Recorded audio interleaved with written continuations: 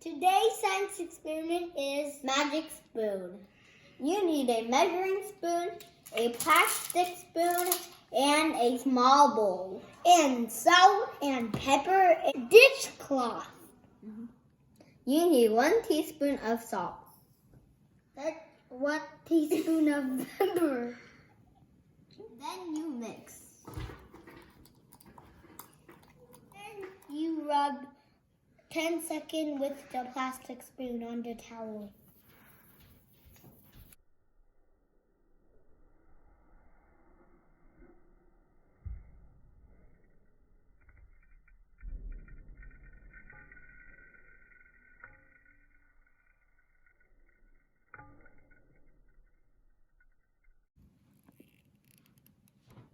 Wow!